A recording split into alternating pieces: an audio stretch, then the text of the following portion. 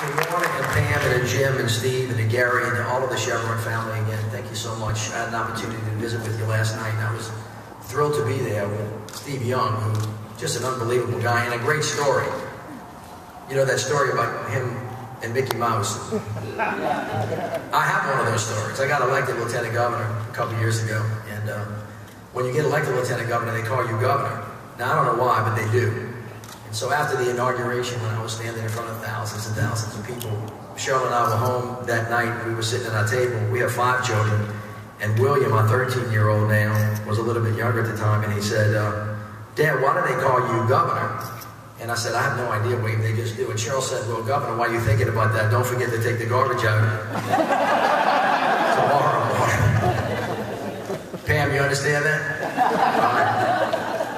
So anyway, that was hysterical. I don't know if y'all saw my wife last night, but she was guffawing when Steve Young was telling that story because that really rang true for her. And it was very familiar, but it was wonderful to see him. He was such a great athlete. I don't know if y'all heard during his speech, he alluded to very quickly that he was actually in law school at the time that he was being a quarterback. That's really an amazing thing and a great story. He told the story last night to you guys about teamwork and about leadership and how you take an organization from either good and take it to great, or from bad and take it to good, or to great. The city of New Orleans really is in that mode right now. You know, we're not here in isolation. We live as a people wrapped around a community, involved with a government, and all of that's supposed to make a great place to live, work, and play. We got destroyed by Katrina, and so that put the spotlight on us, but in reality, we're not a whole lot different than anywhere else in America. And the country has struggled in the last couple of years to get her footing and to try to figure out how to make things work. The global economic crisis has put a tremendous amount of pressure on us. Congress's inability to make tough decisions in a smart way that reflects the will of the people, whatever that might be at any time, has been difficult.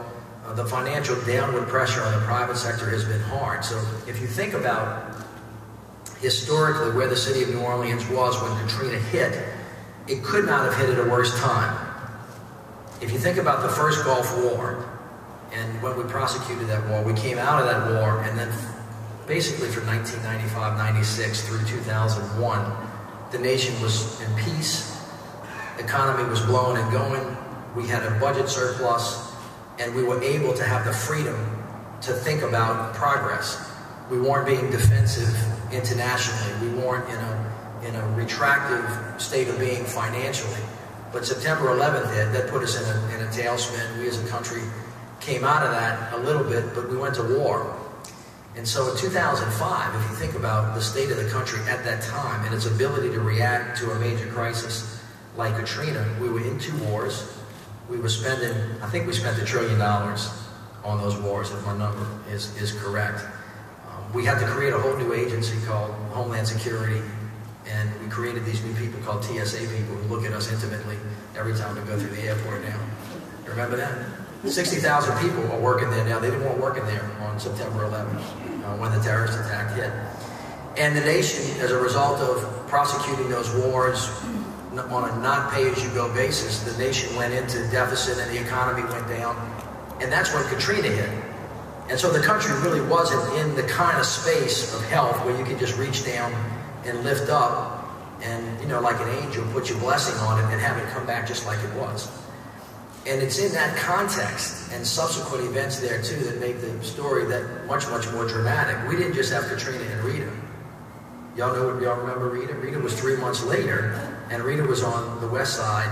For those of you folks that are on the Texas side of us, it's really at the bottom of the boot, right next to, not too far from Houston. Then we had Ike. Then we had Gustav. Then we had the national recession. Then we had the oil spill. Now, the consequence of all of those things, besides being 5 or 6 tough events, is each one of those things that eroded the foundation and the ability for us to help each other. And the country was weak at the time. So if you think about that set of circumstances, the fact that the city of New Orleans even exists today is a miracle, much less found a way to kind of get back as far and as fast as we can. And I think what we learn from this episode is that necessity breeds innovation. It reminded us of the lessons that we learned when we were in kindergarten. which is if you forgot your lunch and you're hungry, you have to ask somebody for a bite of that sandwich. And if you don't have enough stuff individually for each other, you have to share. And collectively, you do that with an open heart and an open mind, and you do it with a common goal in place, that you actually find that you can create something pretty significant. And so, like a good politician, I try to find ways to say it short and succinct, because the TV only lets you have 30 seconds. And so I kind of have adopted a philosophy of governing in the city, understanding that the world can't save us, we have to save ourselves. That personal responsibility is really important, but there's no way we can do it alone. So then community's got to be involved. And how would we do that? Government can't do it by itself, but the private sector can't do it without the government. It's not possible. I listen to people in Washington talk philosophically about is it the government or is it the private sector, and it sounds like idiocy to me. Because on the ground, everybody here knows it's a combination of both. I'll give you a perfect example. President Obama's stimulus plan provided money to build a rail line. You actually see it. You have seen it. Well, you may not know you've seen it, but there's a red streetcar going up and down Loyola Avenue. That thing cost $75 million.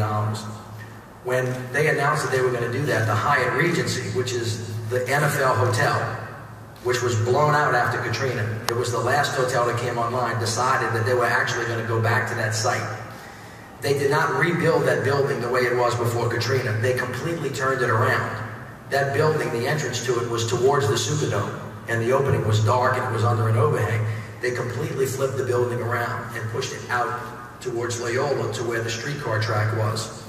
And they did it as a consequence of the Super Bowl coming, of the public investment, because they thought as a private sector corporation they could make money, and their investment on top of that investment then spurred another development called the South Market development, which is going to go up across the street. And collectively, just in that area, we have had about $1 billion of private investment laid on top of that public investment, laid on top of the fact that the Super Bowl was coming, that they used as an opportunity. And I call that facilitating. What does that mean? Bringing everybody together who's got a common interest, helping them identify it. You see this in your business. You should think about this. There are people that you talk to, maybe at a cocktail party, and you'll hear, I'm interested in this, and then you'll see somebody the next morning at breakfast. We do that all the time. We say, you know what, y'all want to get to know each other. Facilitate. By the way, you don't know it, but I know both of you. Y'all have assets that y'all both could use for that link. And then how do you leverage those assets to produce a much higher result?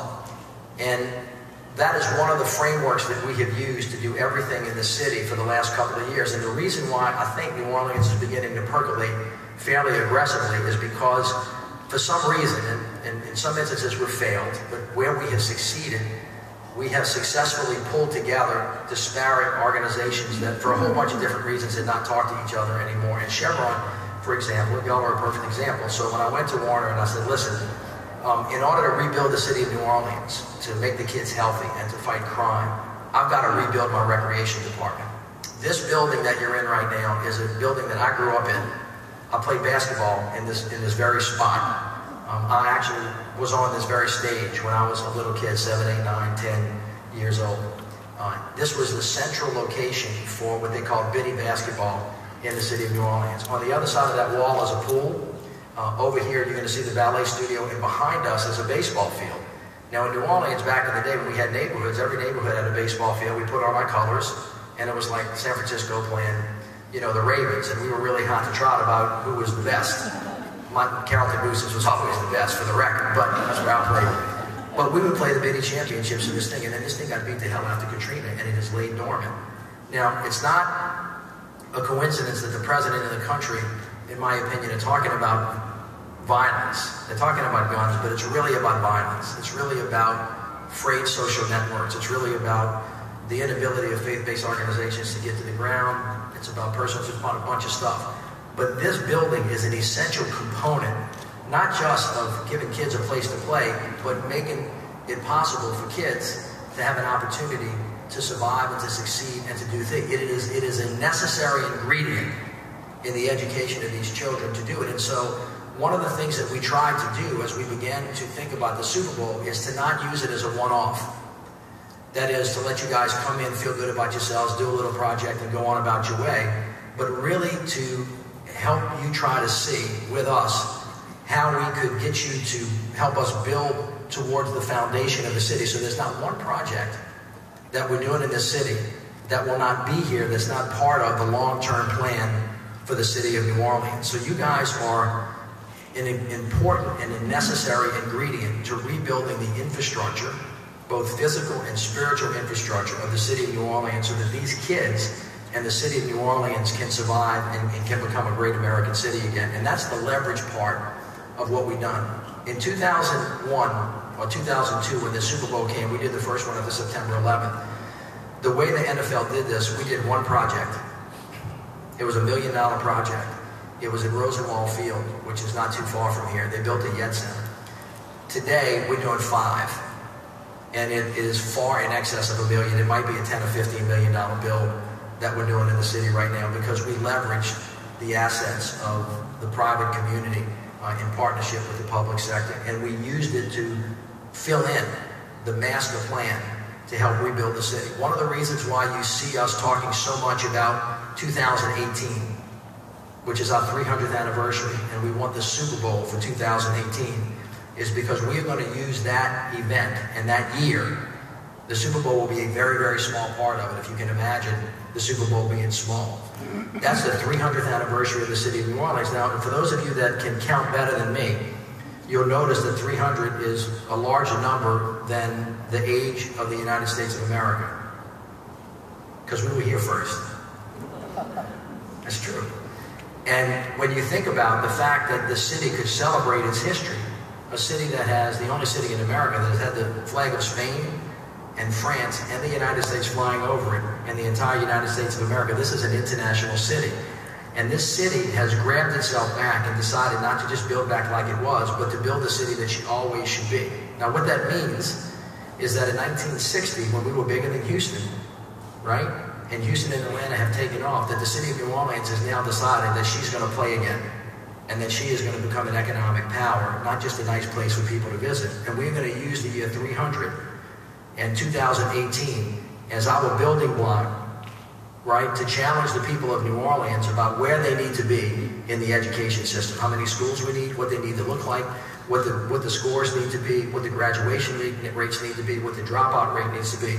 We're going to reorganize the criminal justice system to make sure that by that time, it's doing exactly what it's supposed to do. We're going to reorganize the healthcare delivery system. And by the way, that's on its way. We have 88 primary healthcare clinics that are treating 350,000 people that used to be treated in one charity hospital building, where a mama who had a kid with a bad ear would have to go stand in the emergency room. They would triage the kid. She would lose her job. The kid would get more sick, and it would cost everybody more money. We've now kind of taken that down to the ground, spread it out, used preventative care through these healthcare clinics, and then decided that we were going to use medical technology and research to build a knowledge-based economy around healthcare. We're building a $2 billion medical facility. It's on Tulane Avenue. Drive by it. It's coming out of the ground as we speak. It's an LSU center along with Tulane, and then the Veterans Administration is building the first hospital that the Veterans Administration has built in the southern part of the country in the last 40 years.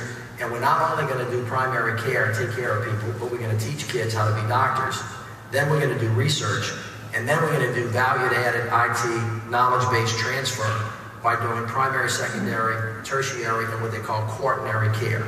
That means the smart people that are doing the research on brains, genetics, etc., and then take that knowledge and turn it into a project, and then we're going to manufacture that stuff from here.